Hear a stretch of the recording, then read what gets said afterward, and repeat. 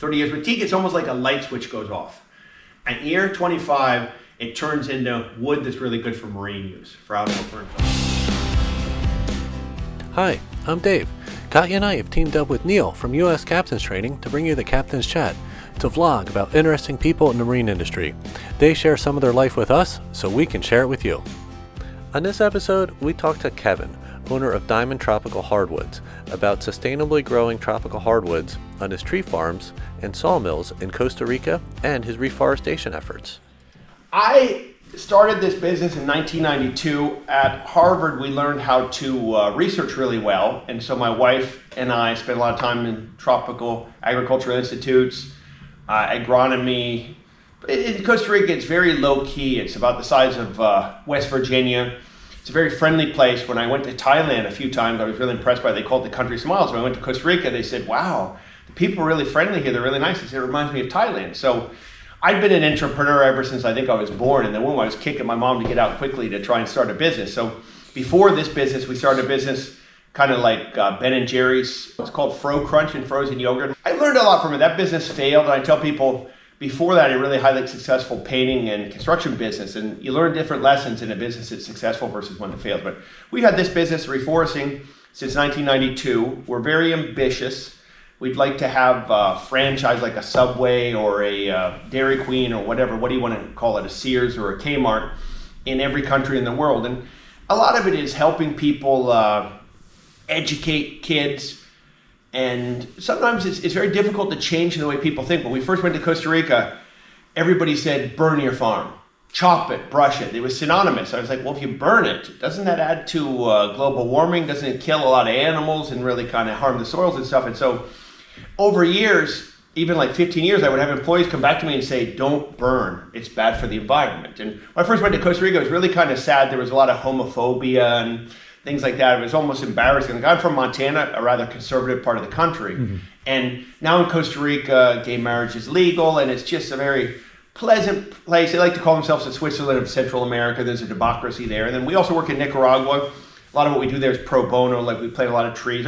I found that anytime that there's kids planting trees, I always support them, no matter what. If you look at, maybe they let the trees grow too long and the roots have gone through the bag, or maybe they've chosen the wrong species. But if you support them and give them some money and they can use that to buy some soccer balls or maybe some books or whatever. Like if you go to our woodworking facilities in Costa Rica and you just do this for like a 15-mile radius, all the schools, bridges, like you go there, all the door frames, window frames, we'll show up at our factory and there'll be like 20 desks here that they'll be working on. And I pretty much have a rule of thumb. If you have a lot of resources, you should give back.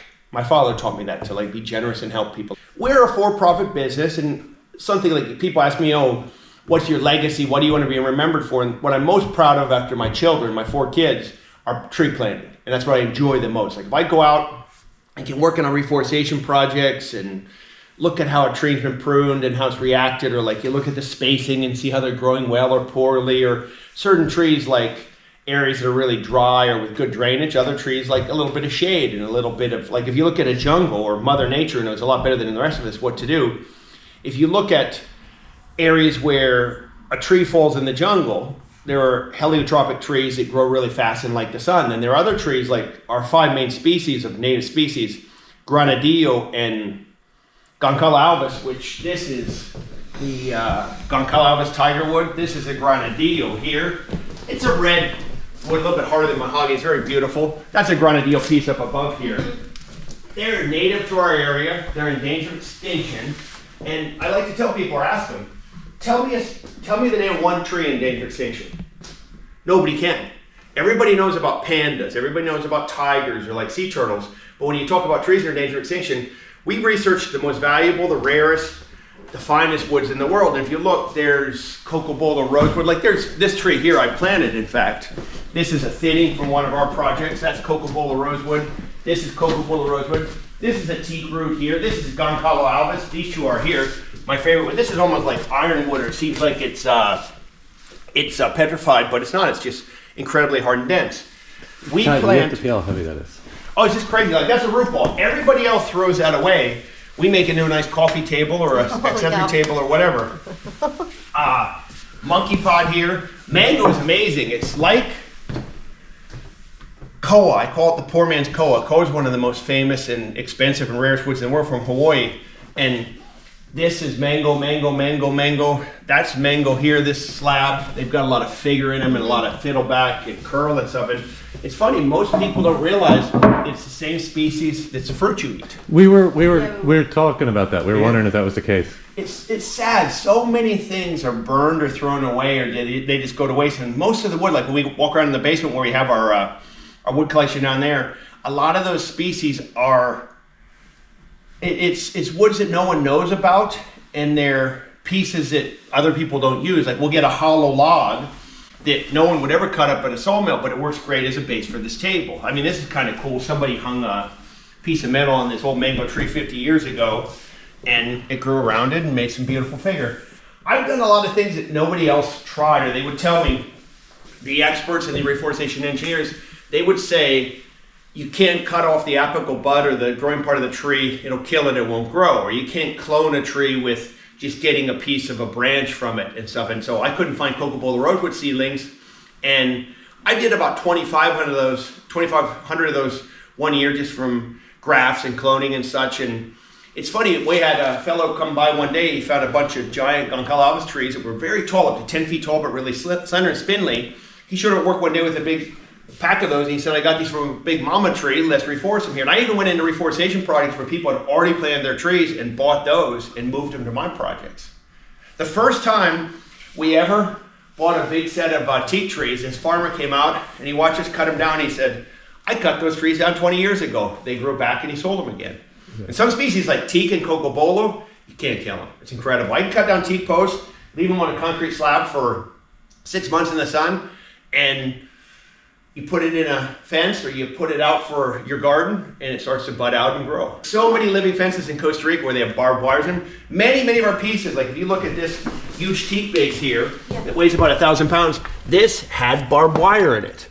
That's a piece of wood that we wouldn't want to cut up at the sawmill because it's going to ruin the blades, but in terms of the beauty of the piece and sequestering carbon and making it so that you can put a certain amount of wood in your home and it's beautiful, it's durable, each piece is unique. I tell people, wood is like a human face or a fingerprint. There are no two pieces the same. I get angry at people sometimes. They send me a picture of a piece of wood and they said, I'm looking for another one of these. I said, you're never going to find it. It doesn't exist. So in terms of the species we plant, Coca-Cola rosewood, Spanish cedar, and mahogany are endangered extinction. They're on the CITES list, Convention Against International Trade in Endangered Species.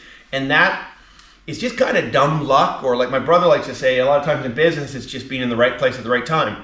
We planted those trees, they grew pretty well, and the rest is history. I mean, it's a very non-scientific way to measure trees, but I can't get my arms around my Coca-Cola rosewood trees anymore. And we have teak trees we planted and Spanish cedar trees that are just gigantic. They produce well over 1,000 board feet per tree. And so if you look at the three on the CITES list, Coca-Cola rosewood, Spanish cedar, mahogany, then we do the granadillo, the Goncalves, and then teak. Teak is not native to Costa Rica, but it's been planted all over the world. It's kind of like corn from Iowa or potatoes from Idaho. Mm-hmm. You show up, they've been planted in rows or a fence line.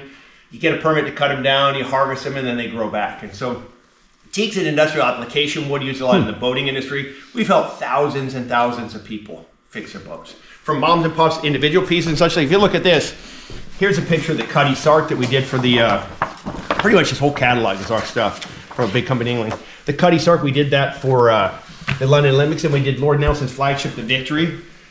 We protect a lot of endangered species. I didn't think that these would come back, but we now have jaguars on our farms, squirrel monkeys. Like I saw this in the National Geographic where they said there were only 3,000 left in the world. We have 100 of those on our properties. And when they come around you, they squeak and they make these little, they call them TT or like squirrel monkeys. They're really small and they make this little squeaky noise and they're afraid of humans, they take off. We have the pumas, the giant scarlet macaws. They're like 40-inch tall parrots that look like they were designed by somebody on acid. They're like bright yellow, green, yellow, and blue. They squawk and scream at each other like little kids. Every single day in Costa Rica, I see a bunch of those. So how much property do you have in Costa Rica? We've got a lot of partners like this. I've got a company from Canada I've worked with for many years where we used to share an office and we do a lot of things together. Like they provide us with nursery stock and stuff. They've been around for Brinkman Associates, Barca's their name in Costa Rica, Brinkman Associates, Reforestation Central America. They've been around for about 60 years. I'm a minority partner with them of a little bit of a project that I helped them reforest a couple of those. And then I've got another gentleman from Pittsburgh that I helped with a pretty big project, like a 260 acre teak plantation. And we've got several hundred acres, like at our main facility where we have our woodworking. It's kind of nice. We initially started doing a little woodworking, and we had planted all these fruit trees. We said, let's move the fruit trees. And then we expanded a little bit, and then we said, let's move the fruit trees. And we moved these fruit trees like 4 or 5 times, and finally said, let's give up on the fruit trees and put them up on the hill. But we've got, in our industrial facilities, maybe like 5 acres, but it's like, let's say gravel pad where you have the logs out, or like, it's very simple in Costa Rica. All you really need is out of the sun and rain. You don't need insulation, because it's always like anywhere from 72 to like 95 degrees. It's always like a warm summer day there to a hot tropical day. It's amazing. I mean, we have trees on our properties. Like I measured one in like 94 where it took 21 of me to reach around. Wow. And now when I go to measure, I've gotten a little chubbier and a little shorter, but now it's like 27 of me to reach around. And what type of tree is that? That's a ceiba tree. But it's really cool. Like we can go into a jungle where you have like, these are strangler fig bases that wrap around a tree and kill them. It's in the ficus family. And we'll go into the jungle and there'll be a huge strangler fig tree that's killed a tree. It's completely broken down, and the organic material has been used by this tree to excel and succeed. And you can stand there almost like you're in a church or something like that, and the rain's falling around you in the jungle, and it's so beautiful, and it's nature, and you're just seeing, wow, this is a nice little natural structure here that God made for me, or Mother Nature, to keep out of the rain. And in our areas where we plant reforest in Costa Rica, we're in a lot of different provinces, but it's all within like a 10-mile radius of the facilities. And there are a lot of people down there planting teak. So we get a lot of our neighbors and people. Like we have relationships with people where they let us go on their properties. We cut down their trees, and they don't even count them. They don't even measure them. They know that we're honest. Yeah. We have a really good reputation in Costa Rica. We have FSC certification, chain of custody. It's kind of like kosher food or vegetarian food. So you know that the meatballs were not in the sauce. So literally from our reforestation projects to say Martin Guitar or Knoll, Munder Skiles, like we work with a lot of companies that are truly environmentally friendly. We planted trees and we were green long before it was trendy. Like one of our reforestation projects, I think we have a number 152. So I think we're the 152nd company in the world to get FSC certification. And then with the chain of custody, it's a pain in the neck sometimes. They want you to get everything that has their logo and stuff on it. They want you to ask for permission and things. And an international organization, overarching, covers the whole world, and it guarantees that the wood is sustainable. Like we make George Washington's fruit tree boxes from Mount Vernon. We make Thomas Jefferson's Almaty benches and Jeffersonian bench from Monticello. We do a lot of pieces where we'll go to a museum and pick it up and make a replica. And we have guys who are so talented, they can literally look at a piece of furniture. They don't even need to make a jig or any dimensions or anything like that. They can literally just make it by the skills they have. And we have employees who've been with us more than 30 years. Like the guy who first planted a tree on our properties still works with us. In our area in Costa Rica, it's like going back in time almost like 50 years or 100 years, because there's no electricity, there's no three-phase power in our facilities, for example. Like imagine having huge machines that you can't start, so we have to have three-phase converters. But if you look, when I first started there was one person going to high school. Why the heck are all these people racing out of here like the place is on fire? They should be more dedicated to the company. The guy said, Kevin, they're going to night school in town to get their GEDs or get their high school diplomas. I'm like, okay, that's legit. Or make the bus, get to town on time, or go to night school. And we've got about 25 ladies who work in our projects who don't have other opportunities. Like out in our area,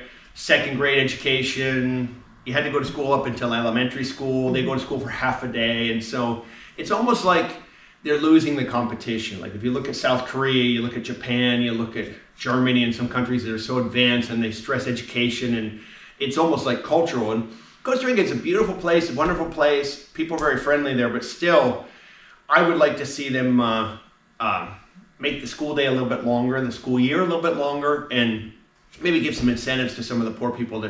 It's very difficult because if you have to go to town and study, it costs money for uniforms, for transportation, and then if you go to the university level, like we help people go to school in Nicaragua and Costa Rica in the United States. It's very inexpensive down there to send people to school, to university.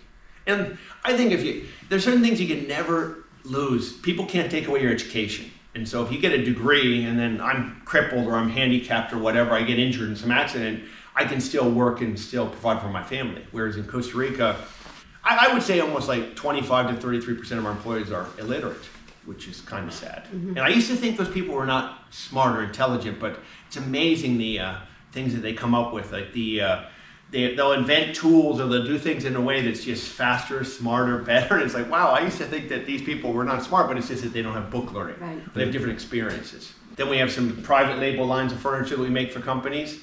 And then we have our own brand, like the Diamond Teak line here that we make with some different benches and chairs and tables and things. And we do quite a bit of custom stuff where people will come to us and they'll say, I need a unique piece of furniture made. They give us a price and we do that. We do a lot of countertops. We've got different things from, I call it the stump to the rump. Like we'll plant a tree, we'll cut it down. Like it's really kind of cool when you come to our sawmill facility. We can literally cut down a tree in front of you, roll it down the hill, cut it into boards, book matching, or show you how to cut quarter sawn wood or things like we sell quarter sawn wood for necks of guitars and heel blocks. And it's all in Costa Rica? All the sawmilling? Yeah, well, in Nicaragua, we also work up there. In Nicaragua, I had initially thought about buying projects to reforest and stuff, but we haven't done that. And up there, it's more like we go to schools and help them with nurseries, or if we go into an old farm and they say, here's 100 cocobolo trees on this cattle farm, we'll give you permits to plant 10, or to cut down 10, then they want to see you plant a couple hundred.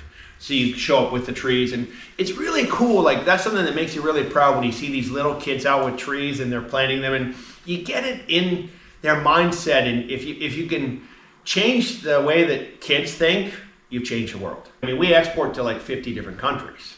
And How many employees do you have? I think we got the most we ever had was like 180. I mean, Costa Rica, I think we're about 140, 150 now, and then Nicaragua might be like 20, 30. When I first started importing, exporting it, I felt like I was dealing with the mafia.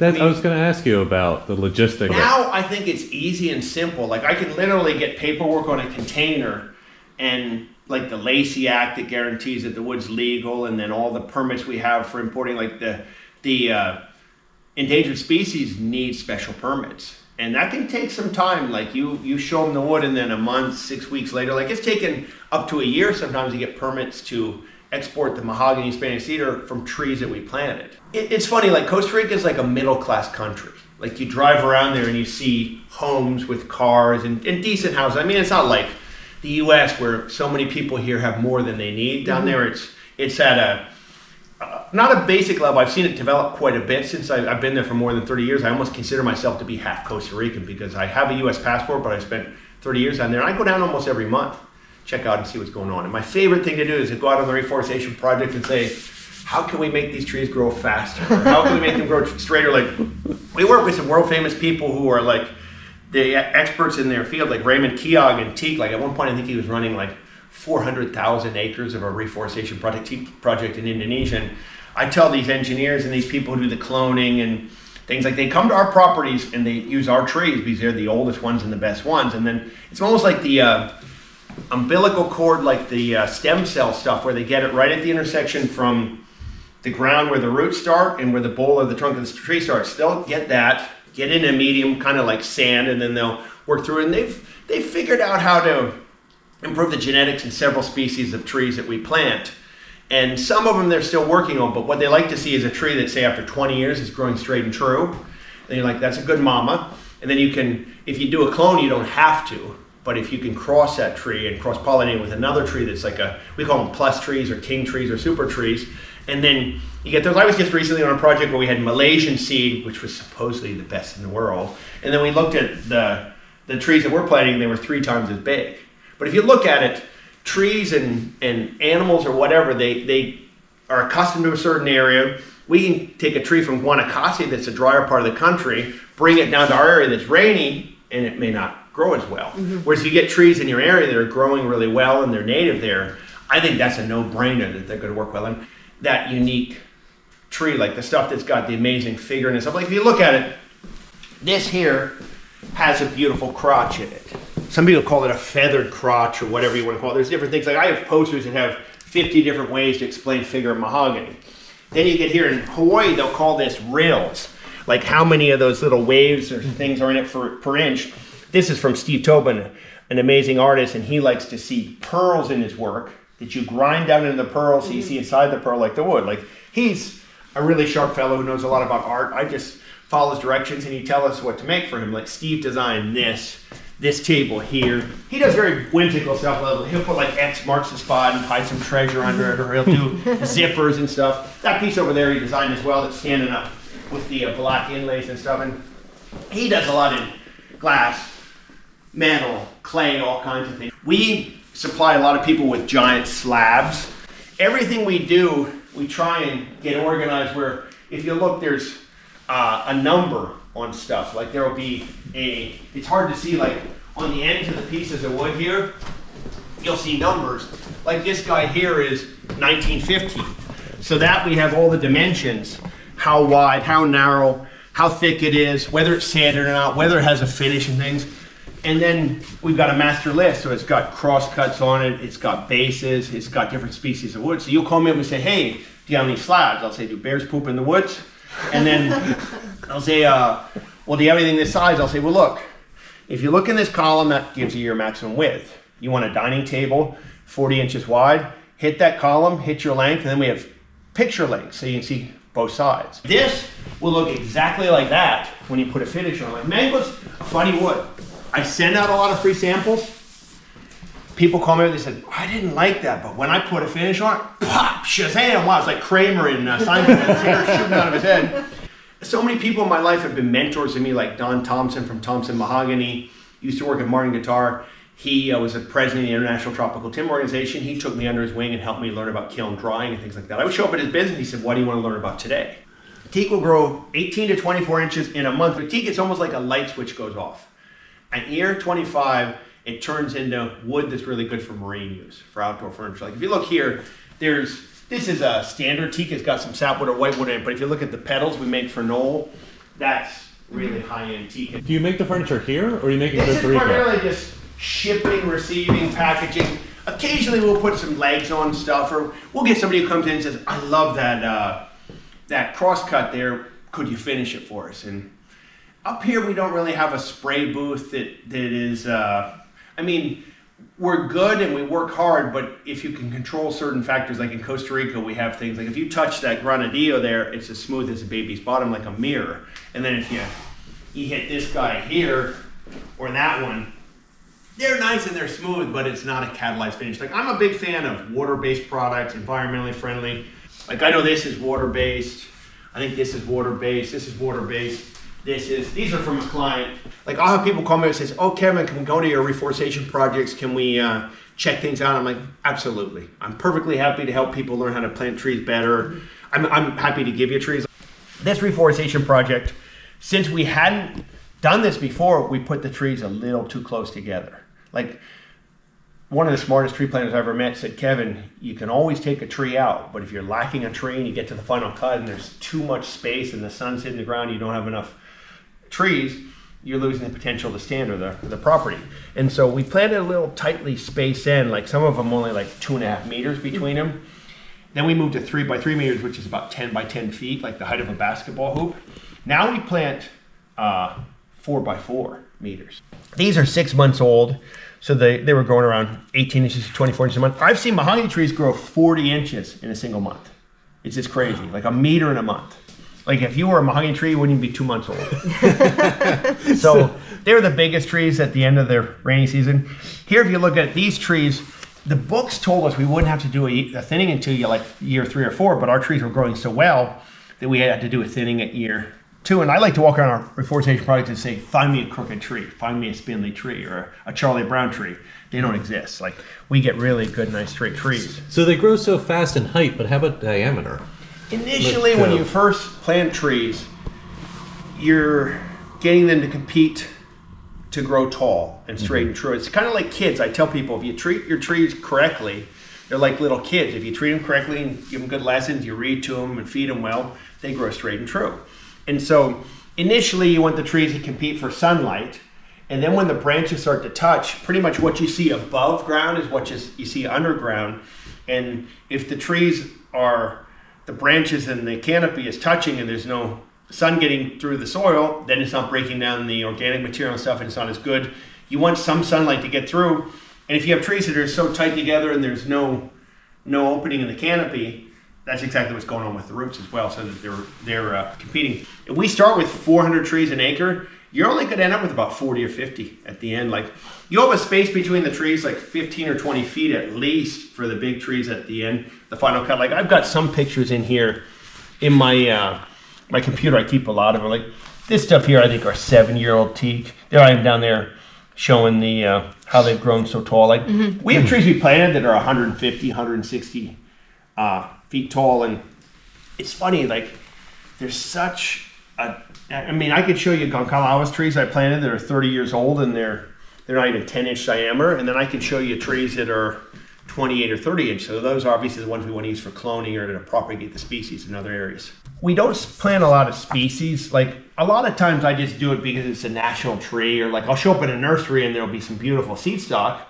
and then it'll be like, this bar is what that Almarion tree is, which I call Spanish oak. So I planted some of those and they grow really straight and true. But it's difficult to get a new wood, like an unknown wood, a brand X, into the industry. If you look at it, we ship a bunch of red cherry and oak or walnut or whatever the best species are in the States. We'll ship those over to Asia. They'll make furniture out of it and ship it back. And if you look at the pallets and the crates and the packaging materials, those woods are more beautiful, they have better qualities, and they're what you should be using for the furniture. But because the U.S. marketplace knows red cherry, black walnut, that's what they pay to ship overseas and bring back in furniture. And we'll go in, there's like, it's almost like a big red scar where you have like clay exposed. That's 500 years of damage. When you go in there and you like reforest and you plant trees and you start to get some leaf litter and some organic material coming down. I'll never forget, I was working in Guanacaste with a guy who I invested in this project because he had really old trees. Like, this project would be over 50 years old now. And one time he went in and he was like digging around on the ground. He pulled up all this like organic materials and he's like, look at these soils we're generating. And it's like he'd been in it maybe 30 years at that time. It was like an inch. And so you go in and there's topsoil, say 6-8 feet deep. Wow. And then you get your substrate and your maybe it's rocky or maybe you have some clay or whatever. And we'll go in where you see these. It's almost like an ugly scar, and you'd be like, plant some bamboo there. I call them ornamentals. Like, you go into the banks in the U.S., they've got these little pots here with these little things that are kind of like, they look like a little woody, like almost like a little trunk or a thing, and then they come out, the ornamentals, we call them hitavos in Spanish. We plant thousands and thousands of those, and you can even lay them down, and then they sprout out in bamboo. Bamboo is incredible. Like, I planted bamboo on some of my properties along big rivers, and when there were giant hurricanes where thousands of people were killed, I go to my properties and it's like, wow, that bamboo did really good work. Like, we had like 2 feet washed out, and my neighbors lost like 50 feet or more. And on my properties, we have thousands and thousands of stands of bamboo. The guy who runs our reforestation projects, several years ago, he's like, I don't understand what you're doing with this. He's like, I can't chop this stuff back. I mean, you're ruining the growth of these trees. And I said, I have no problem with you chopping the bamboo back. Just leave the roots in place. But when we first started planting trees, it was so difficult because you're in full tropical sun all day long. And I'm not a big fan of the just fertilization, because if you go to a fertilizer factory, that's like a big refinery or like a big coal mine or whatever. If you look at what's coming out the backside or what their carbon footprint is, or the pollution, the toxic waste they have, it's pretty nasty. But you can get organic materials and stuff, or like we'll get things like at our sawmill facility, we might cut up to 40,000 board feet of teak a week. And so if you look at the branches and you look at the bark and things like that, we have, I think, 6 giant burners, like kilns that are fire. They put the scrap of the refuse and the sawdust in there, like just, you show up, they have big boxes of it, and then it's kind of a tough job. You have to keep them going 24/7. So Christmas Day, we're putting firewood in the kilns. You got a long weekend or whatever, there's somebody who's been at the facility there the whole time. We probably burn 3 or 4 cords of wood a day in those. And a lot of it is like scrap from the furniture factory. They can have boxes there, and they'll put it in a car, and then we take it over and start it there. And we've learned a lot about, initially I set up some solar kilns down there. So 7 degrees north of the equator, 7-degree roofs, southern focus. And then I talked to a lot of different experts and got a lot of different studies and figured out the best way to do it. And we had solar kilns set up for a while, but then you have a rainy season in Costa Rica. September, October, November, it can rain for 10 days, 15 days straight. I mean, you can get 40, 50 inches of rain in a really wet year there. Like if it's not in our area, El Nino is super dry, so La Nina would be wet, but there are years where you probably get 180, 190 inches of rain in some of our reforestation projects. Other years when it's really dry and in El Nino, it might even be 80 or 90, but there were periods when the solar kilns weren't working really well. So like we've got a metalworking shop in welding, like we'll weld together stainless steel liners for planters, or like the things that they do. I never thought we would be capable of doing it when we first started.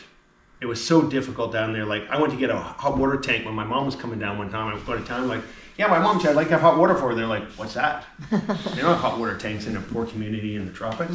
And so my mom didn't have hot water. Hopefully we can get more people reforesting and planting trees. We're happy to help if people need information on spacing and things like that. People call me all the time. They ask, oh, can you send me seeds? No, I don't send seeds across international borders. There's importing, exporting soil and plant material and stuff. It's hard enough to work with woods that are kiln dried. If you get into things that can propagate, or like you take a clipping from bamboo or like a tree that could grow, I can't help you with that. You're gonna have to go to somebody. Ever have to deal with any kind of like diseases because of that that will just wipe out? When you look at it, like I'm embarrassed to tell you, we planted the national tree in Costa Rica, Guanacaste, and we fought for a long time, but we finally took it out because these beetles just kept sucking the blood out of the trees. And initially, when we first did the brushing and things, it's really difficult. Like you tell people that it's an ecosystem and they shouldn't kill the snakes, but if you have a 7-year-old girl walking through the grass by her house and a poison snake bites her, your dad, you kill that snake. And so when we initially, we kill up to 25 poison snakes a day. I mean, snakes that give you nightmares that are, I mean, they're so heavy you can't even see them. Like we could be here this whole time and I'd be like, whoa, get back. And there'll be a fer-de-lance poison snake just sitting under there hanging out. And if you step on that snake, he's going to defend himself. He's going to bite you.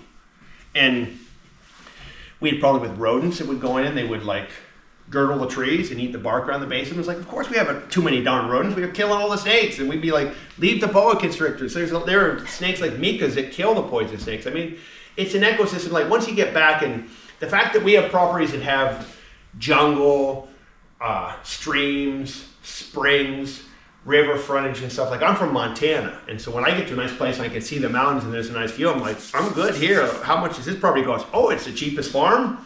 That's great, because I can plant trees on it. I don't need a flat farm. It doesn't have to be mechanizable.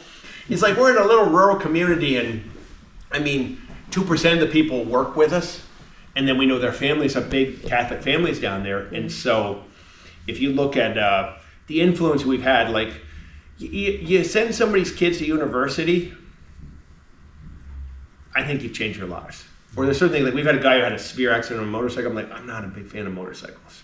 So how can I get you a car? How can I help you to make your life better? Like just teaching people things like sanitation and like better ways. Like I get mad at people. I'll show up and I'll see somebody working without eye protection on and be like, you're a pretty good looking guy, but with one eye? I have some friends who only have one eye. I have some friends who've been bitten by poison snakes. I have people who've lost digits. We've never had anybody killed on our projects. My partners from Canada have. I mean, we have very dangerous work. I mean, cutting down big trees and working with chainsaws and sawmills and stuff. Like you come to our sawmill facility, I say, here's where you get killed. You come to our furniture factory, I say, this is just where you lose a digit or an eye. And so I get mad at people. I'll be like, put on your eye protection or I'm going to fire you. Or you don't, like all people come down there, like I had a Boeing engineer come to my factory one time, he's like, Kevin, I can't believe this place. Like there's conduit and there's like safety zones and everybody has protection on it. It's like, hey, we have FSC certification. If we don't have that, we get audited every year. They come into our facility and they say, hey, you got toxic waste here. Like we have, I call it our gas station. It's really sad.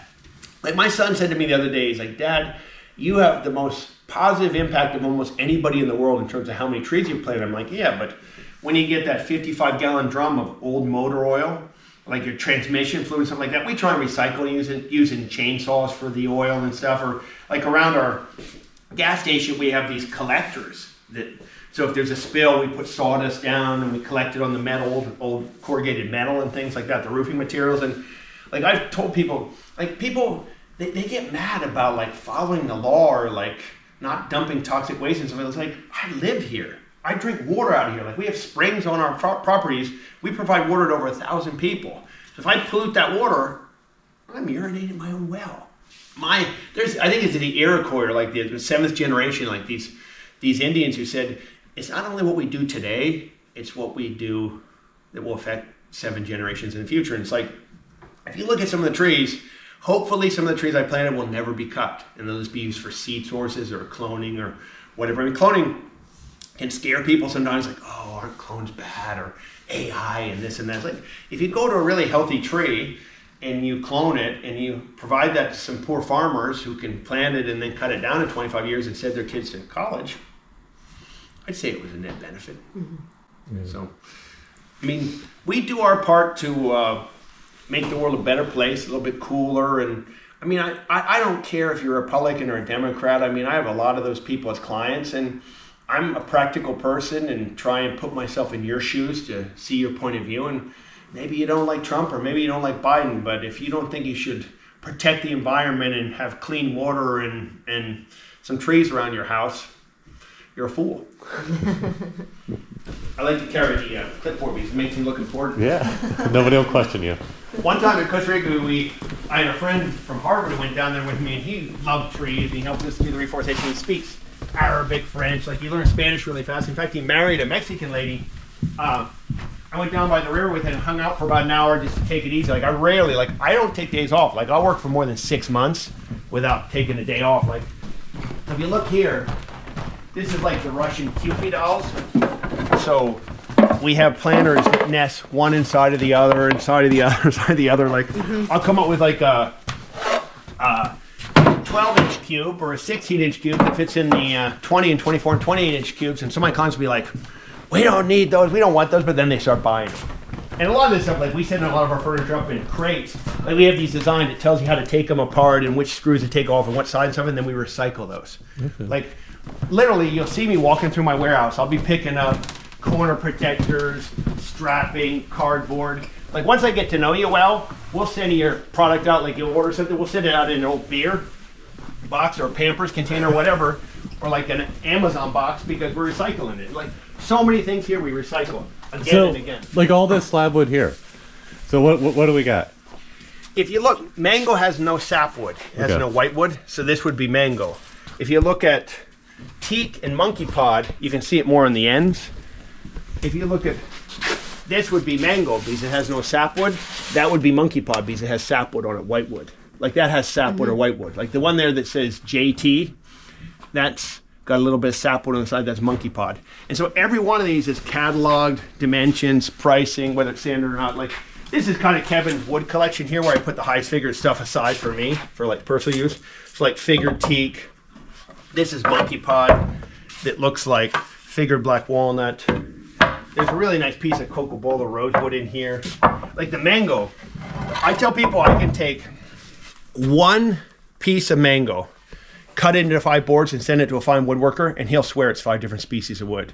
Because it's got fiddleback. Like if you look at this, the lighting in here is awful. But if you look at this, that's got like a 3-dimensionality to it. Yeah. In like fiddleback or the rails. And there's some pieces like here you get some curly grain and stuff, and then some mango has chocolate heart in it, which is really beautiful. Like I have clients who I have a client in Singapore, he has me cut chocolate heart into veneer and airship it to him. Like I have clients, they call me up, oh, I need to airship some wood. I'm like, are you crazy? It's really heavy and expensive. Oh no, we need it fast. We do a lot of logistics and warehousing for different companies. Like they'll send us the covers for the furniture. They'll send us the cushions. Like this is going to England. There's a set of furniture that's going to England. We sell to the best marine and boat companies in the world. I tell people, you'll buy from us now, or you'll buy from us later. You will buy from us. Like if you look at these, a lot of these, we'll get teak trees. One time we were working above the sawmill facility, and there was a beautiful teak tree there with a little strangler fig that was hooked around it. And then these trees will grow these bases will grow so big, wrap around the tree and kill them. And a lot of the wood here in our basement is stuff that we find after floods or that I mean, you look at this guy here, like all this cardboard we're recycling.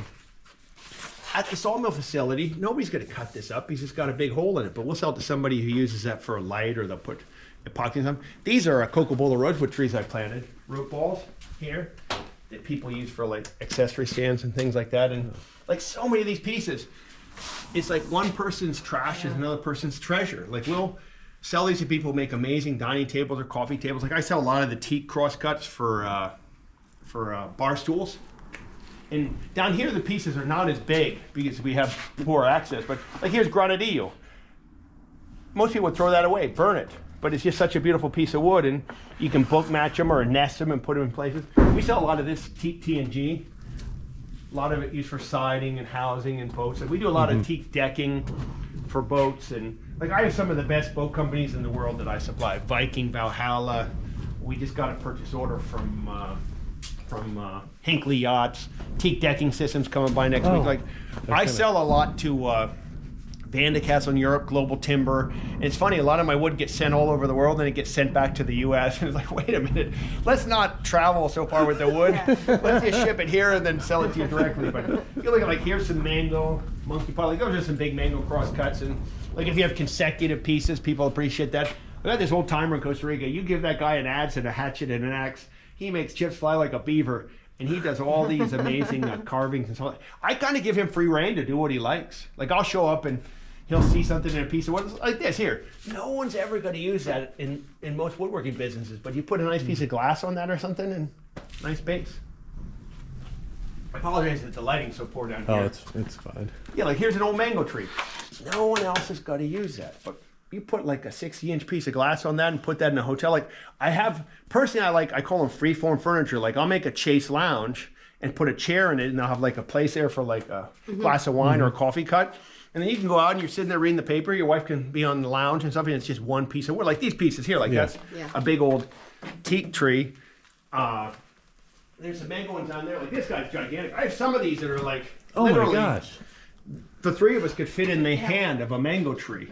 And I had a gentleman in Mexico buying a bunch of them for malls, and one of my best designers, this guy said to me, he says, Kevin, he said, I see this stuff in like hotel lobbies.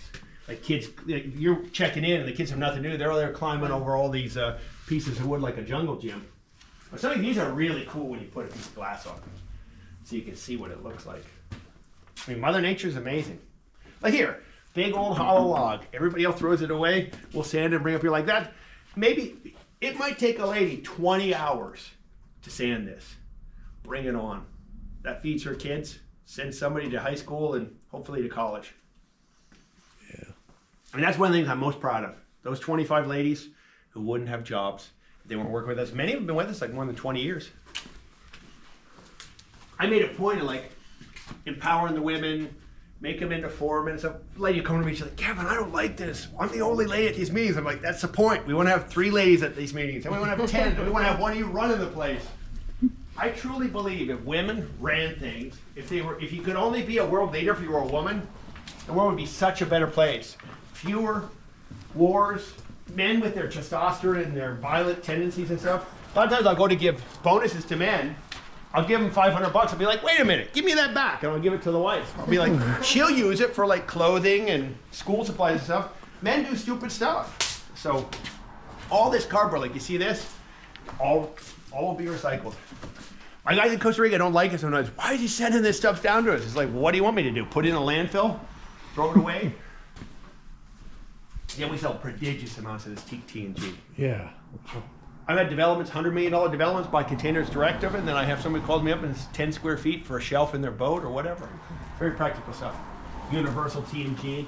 So we run millions of linear feet this a year, and then that's what we use to make our planters. Like I didn't show you how these are made.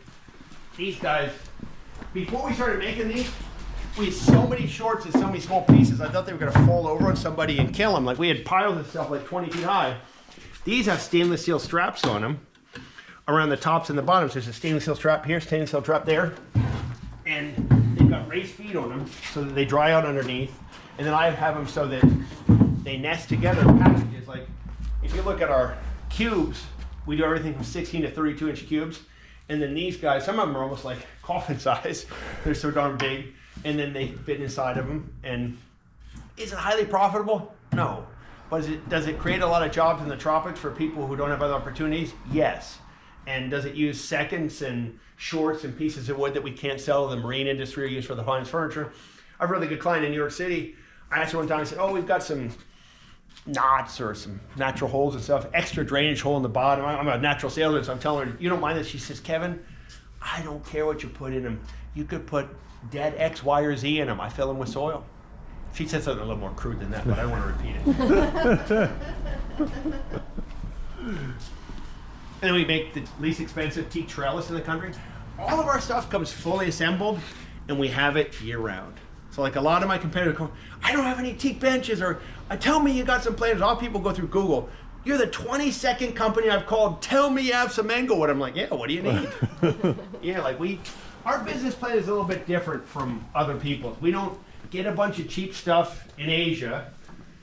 Who cares about the quality? What's the cheapest price? And then we have a big sale and sell it out, and we don't know where it's coming from next year. We know exactly where our furniture is coming from and where it's made. We have FSC certification, and we plant the trees that make it. It was really fulfilling when we started making things from our own trees. Mm-hmm. Yeah. It's like, finally, working so darn hard on these reforestation projects. And then, do you sell any of the finish that you use? No, I mean, I love Minwax polyurethane that's water-based. You can buy that at Home Depot. Oh, okay. And then we get 55-gallon drums of anchor seal wax that we use for put on the ends of the boards. Like that stuff's totally in there. You could eat it. It's like beeswax. We use that a lot for sealing stuff. That's a decent. Watch your head here, eh? That's a decent material to put on wood.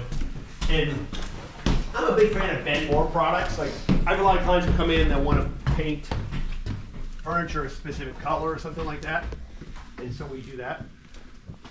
Most of the time, the designers and the companies come in and specify the finishes. Yeah, it's amazing this place is here. Yeah. Like I lived in Percy for 20 years, and I've driven past it, and I've always never thought much of this warehouse. It's funny, the world's run out of teak. Like it's kind of embarrassing. Like there's been an embargo on Burmese teak or from Myanmar for many years, and I have clients and people I know in the States. Like I send them leads and stuff. Like I don't sell teak plywood, I don't send things. I'll send them. It's like, oh yeah, I got the Burmese teak, but I'm not putting that on the invoice. I don't want to go to jail. It's like, I have some of the biggest companies in the U.S. They'll tell me, oh yeah, we have millions of dollars worth of Burmese teak. When there's different nationalities or religions or whatever, it's hard to get a consensus, but I think we can all agree that we should be planting more trees. Thank you so Thank much. you. Thanks. You I betcha. was, when I came in for like 2 boards, it's $50 I'm spending on teak, like, wow. I have a guy who spent $50 on teak, and he has a business in London, Per Dansken. We went over and we supply Hans Wagner and Sons in Denmark. It's like one of the world's most famous furniture factories. Like I have a couple designs I'm really proud of. I go to Hans Wagner and Sons. I look around there, they've got like 100 designs. Oh, Kennedy and Nixon were debating, and these guys were sitting in the Wagner chairs and such. And so it's funny, like you there's some things here that are hard to see. Like I like to keep them out, but my guys don't like to keep them out. There's some pieces of wood in here that are just like, there's one, see, all this stuff we're recycling. Like you see those logs back there? Those are carved into Chase lounges and chairs. Wow. Like behind my house, I have a huge fire pit where I have these huge pieces of wood. I mean, some of them weigh like 1,000 pounds or more. Like my house in Costa Rica, I've got like 50 of those here. These big stumps and bases and seats. I give them away to people and stuff like that. But all this cardboard, we bought at an auction, recycling it. I mean, this stuff here, I hate to throw it away. I'm trying to figure out some way to make some cool flooring out of it. Things like that. So many of these I planted. Like those are from my reforestation projects. These teak? Yeah, we sell a lot of those for like, if you look at where they give the bird seed or like mailbox posts or even posts for fencing. If I've got a good client in Quakertown, she comes down periodically and buys some of those and puts some trellises on them. We sell a lot of the teak posts. Yeah. They're from younger trees and not as high quality. Like I'll get clients who call me and they want to make teak decking out of it. I'll be like, no, don't do that. That's the sow's ear. You can't make a silk purse out of it.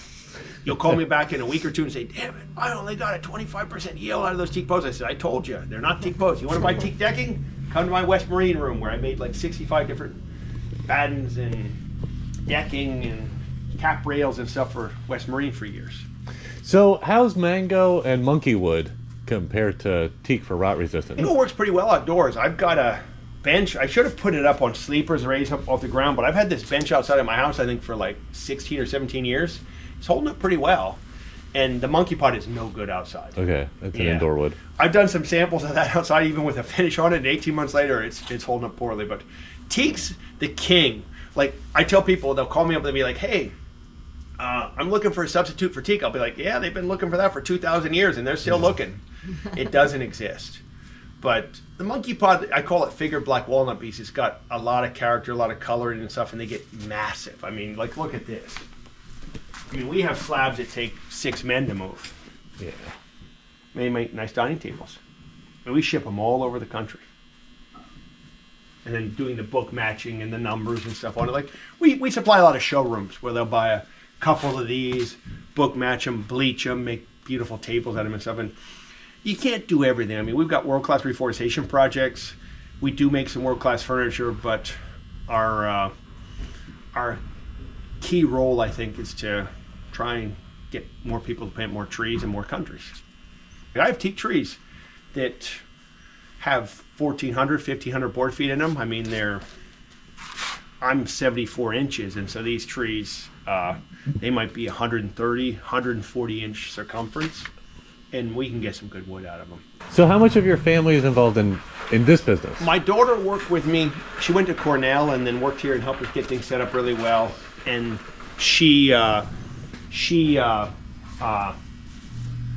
still works with us. Like, she does some of the things I don't like to do, like the sales tax and the payroll and stuff like that. And then my youngest son, he started Forever Green, and so he helps us quite a bit. Like, he does a lot of internships, and he works in. He told me, he says, "Dad, I need to learn different skills that I won't learn in your company."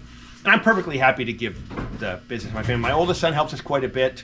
He's a big athletic guy, and he does everything from helping us with deliveries, or they've all gone to university and have a lot of skills. Like, he's a chemical engineer. And then my youngest daughter, she's studying, she wants to be a lawyer. And so she's still got another like 3 or 4 years of education to go. Like, my kids are 21 to 26. So 2 have graduated from college, and then 2 are juniors in college. My youngest son, he's got to just graduate early. But my wife does help us. Like, she does shows with us, and helps us with photography and catalogs and stuff. So it is a family business. My brother's helped us immensely, like, over the years. Like, helped us when we didn't have, like, it was difficult in the Great Recession. So I think there were like 17 months I didn't get paid from like 2008 to like 2012. Like, get a paycheck, don't get a paycheck, get a paycheck, don't get a paycheck. And then my brother-in-law as well, he was a trooper. He helped us a lot for many years. And without the family, I tell people I'd have like 4 employees in a 20 by 20 square foot warehouse. I mean, we've been very fortunate to have help from the family and friends. Awesome. All right. I don't want to take up any more of your time. Nice to Thank meet you you so much. Nice to meet you.